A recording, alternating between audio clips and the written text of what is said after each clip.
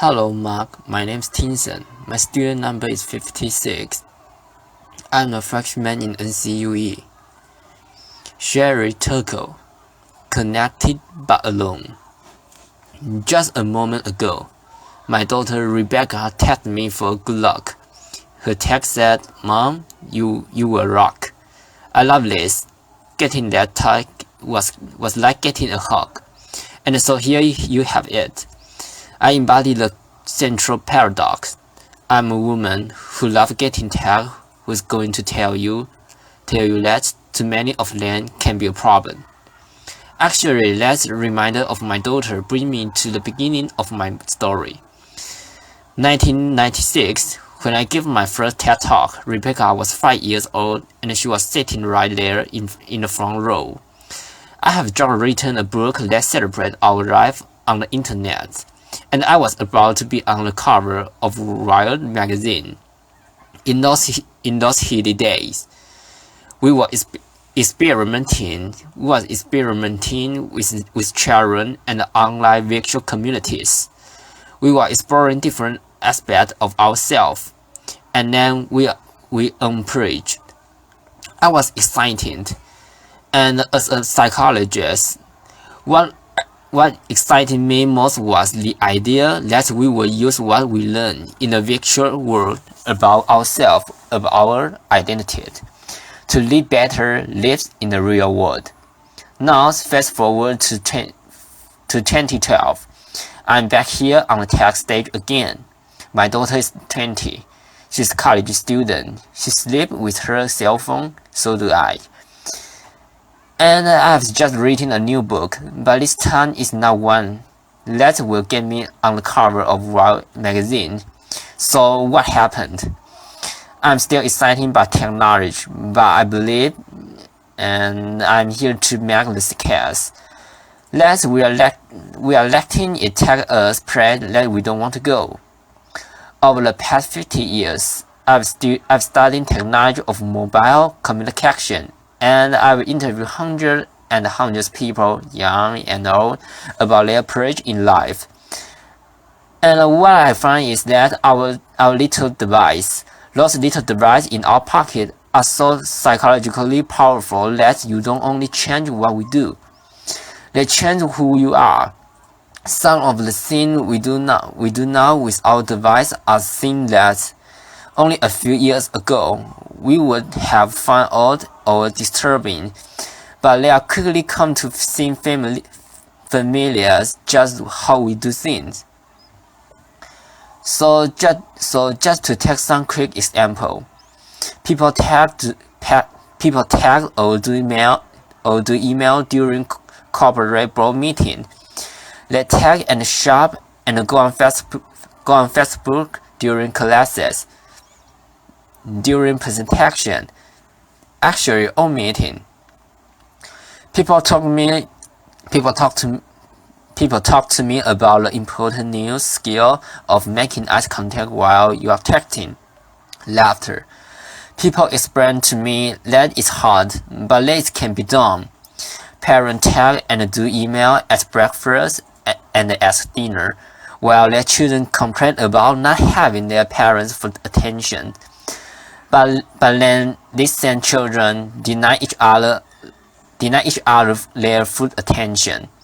This is a recent shot of my daughter and her friend being together while not being together. And we even tag at funerals. As studies, we remove ourselves from our grief or from our revelry, and we go into our phones. Why does it matter? It matters to me because I think we are setting ourselves up for trouble.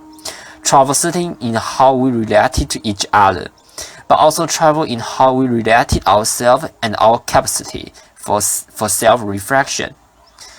We are getting used to a new way of being alone together. People want to be with each other, but also elsewhere, connecting to all the different places they want to be. People want to customize their life. They want to go in and out of all the places they are because the thing that matters most to them is control over where they put their attention. So you want to go to that board meeting, but you only want to pay attention to bits that interest you. And some people think that's a good thing, but you can end up hiding from each other even as we are all constantly connected to each other. A 50-year-old businessman lamented to me that he feels doesn't have courage anymore at work. When he goes to work, he doesn't stop by to talk to anybody. He doesn't call. And he said he doesn't want to interrupt his colleague because he said they are too busy on their email. But then he stopped himself and he said, "You know, I'm not telling you the truth. I'm the one who doesn't want to be interrupted. I think I should want to, but actually I'd rather just do the thing on my BlackBerry." Across the generations, I see that people can get enough of each other. If and only if you can have each other at a distance. In almost they can control. I call it the Goldilocks effect. Not too close, not too far, just right. But what might feel just right for that middle executive can be a problem for an adolescent who needs to develop face-to-face relationships. An 80-year-old boy who used texting for almost everything said to me wistfully, Someday, but certainly not now. I would like to learn how to have a conversation." When I ask people what's wrong with having a conversation, people say, "I will tell you what's wrong with having a conversation. It takes place in real time, and you can control what you are going to say." So that's the bottom line. Texting, email, posting, all of these things let us present the self as we want to be. We get to edit, and that means we get to delete, and that means we get to retouch the fat, the voice, the flesh, the body, not little, not too much, just right. Human relationships are rich and they're messy and they're demanding, and we clean that up with technology. And when we do, one of the things that can happen is that we sacrifice conversation for mere connection. We should change ourselves, and over time, we seem to forget this, or we seem to stop caring. I was scared of God when Stephen Colbert asked me a profound question. He said, "Don't all those little trees, don't all those little sips of online communication end up to one big group of real conversations?" My answer was no. They don't add up. They don't add up.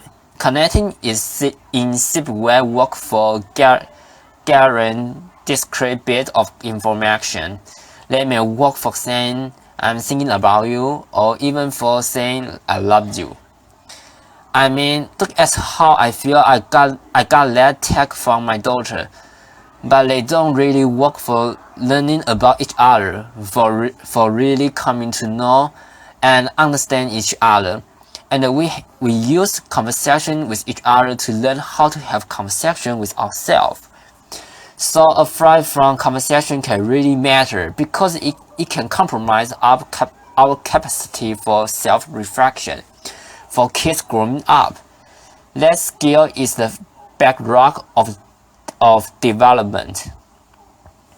Over and over I hear, "I would rather take than talk," and what I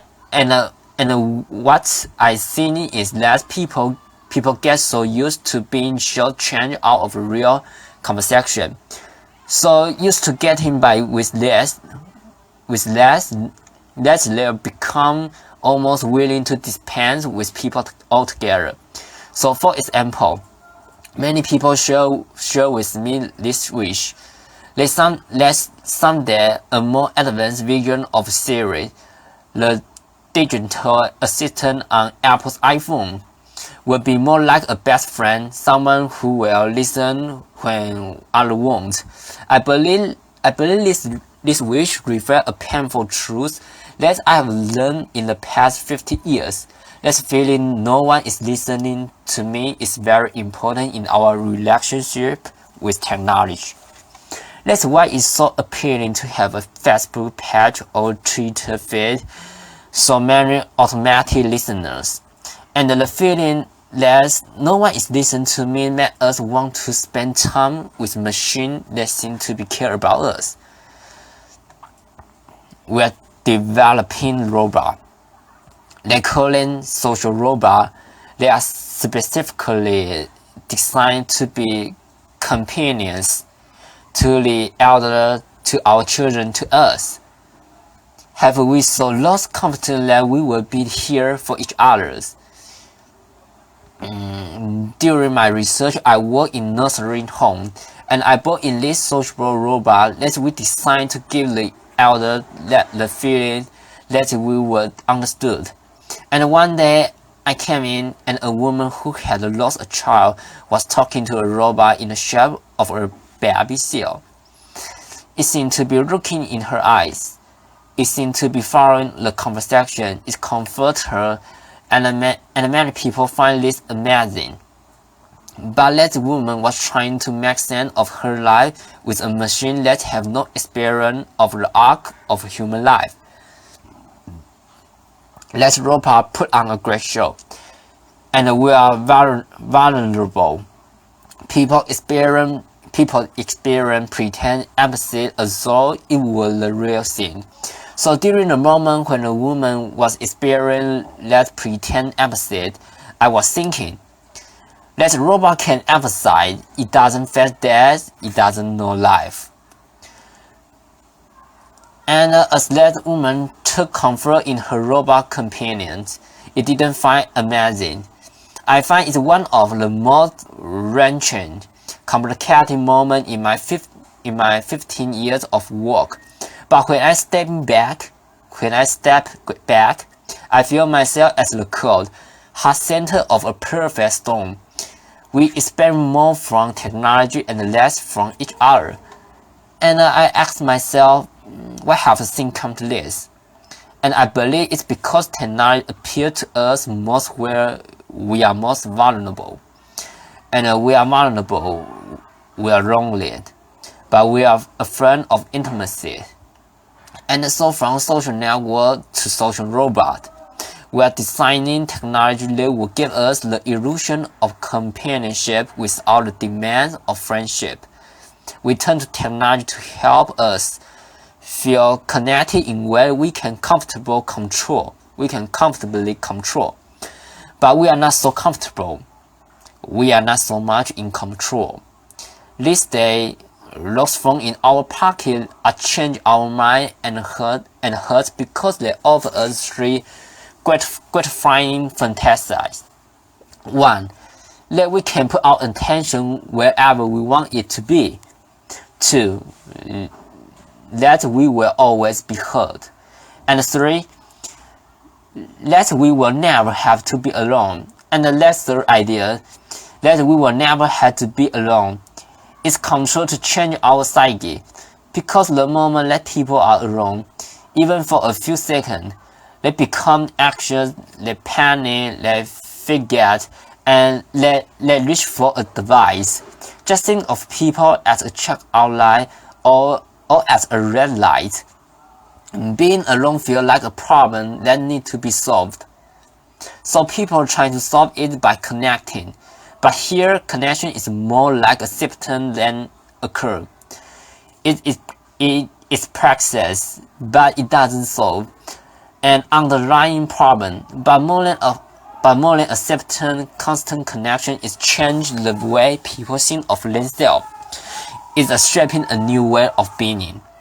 The best way to describe it is, I share before I am. I use technology to define ourselves by sharing our soul and feeling, even us even as we are having none.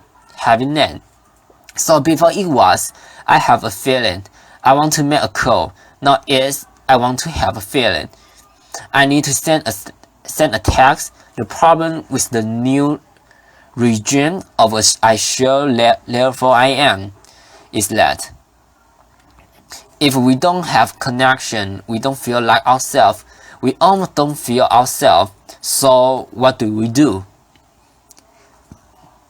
We connect more and more, but in the process, we set ourselves up to be isolated. How do you get from connection to isolation? You end up isolated if you don't cultivate the capacity for solitude, the ability to be separate, to gather yourself. Solitude is where you find yourself so that you can reach out to other people and from real attachment. When we don't have the capacity for solitude, we turn to other people in order to feel less action or in order to feel alive. When this happens, we will not able to appreciate who they are. It's so we using them as spare part to support our fragile sense of self. We slip into thinking that always being connected is going to make us feel less alone. But we are at risk, because actually it's more the opposite that's true. If you're not able to be alone, we are going to be more lonely. And if you don't teach our children to be alone, they're only going to know how to be lonely. When I spoke at TED in 1996, reporting on my study of early virtual communities, I said, those who make the most of their life on the screen come to it in a spirit of self-reflection. And that's what I'm calling for here now. Reflection, and more than that, a conversation about where our current use of technology may be taking us, what it might be costing us, was smitten with technology, and we are afraid, like young lover, that too much talking might spoil the romance. But it's time to talk. We grew up with digital technology, and so we see it as all grew up. But it's not, it's early days. There's plenty of time for us to consider how we use it, how we build it. I'm not suggesting that we turn away from our device, just that we develop a more self-aware relationship with them, with each other, and with ourselves. We see some first steps. Start thinking of solitude as a good thing. Learn from it. Find ways to demonstrate this as a value to your children. Create sacred space at home, the kitchen, the dining room, and reclaim them for conversation. Do the same thing at work. At work, we are so busy communicating that we often don't have time to think. We don't have time to talk about the things that really matter. Change that's most important. We all really need to listen to each other, including to the boring bits, because it's when we stumble or hesitate or lose our word that we reveal ourselves to each other. Technology is making a bid for refine human connection, how we care for each other, how we care for ourselves. But it's also giving us the opportunity to affirm our value and our direction. I'm optimistic. We have everything we need to stop. We have each other, and we have the greatest chance of success. If we recognize our vulnerability, let we listen when technology says it will take something complicated and promise something simpler. So in my work, I hear that life is hard, relationships relationships are filled with risk, and then less technology, simpler, hopeful, optimistic, ever young. It's like calling in the cavalry. And companion promise that online and with avatar, you can finally love your friend, love your body, love your life. Online and with avatar will draw to virtual romance, to computer game that seem like wood, to the idea that robot will someday be our true companions. We spend the evening on the social network instead of going to the pub with friends. But our side of substitution have caused us. Now we all need to focus on the many ways technology can lead us back to our real lives, our own body, our own community, our own politics, our own planet. Let's talk about how we can use digital technology, the technology of our dream, to make this life the life we can love. Thank you, applause.